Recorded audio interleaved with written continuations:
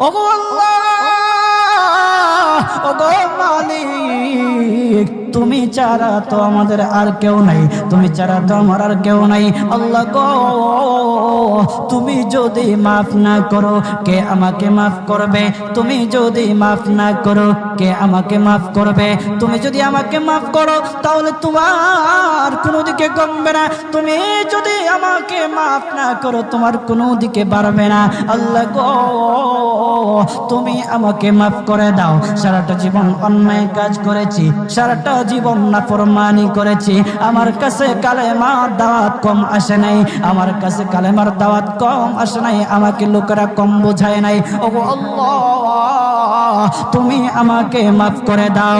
মাফ না করলে কোথায় যাব, কার কাছে যাব?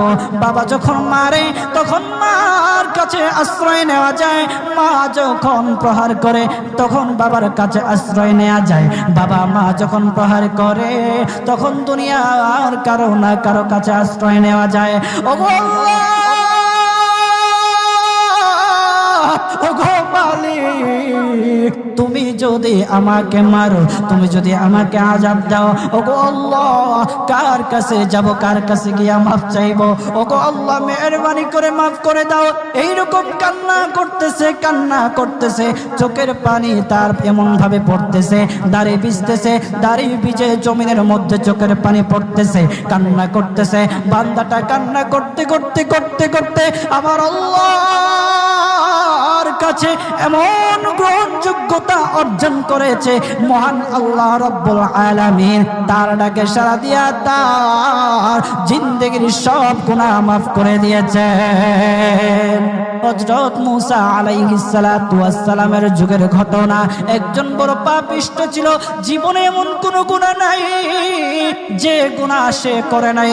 তার গুনার প্রতি অতিষ্ঠ হইয়া, মানুষ তার গুনার প্রতি অতিষ্ঠ হইয়া গ্রামের লোকেরা তাকে হাত পা বেঁধে জঙ্গলের মধ্যে ফেলে দিয়ে আসে।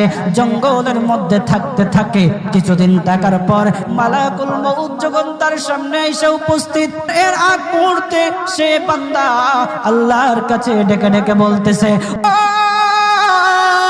ওগো মালিক, তুমি ছাড়া তো আমাদের আর কেউ নাই, তুমি ছাড়া তো আমার আর কেউ নাই। আল্লাহ গো, তুমি যদি মাফ না করো কে আমাকে মাফ করবে? তুমি যদি মাফ না করো কে আমাকে মাফ করবে?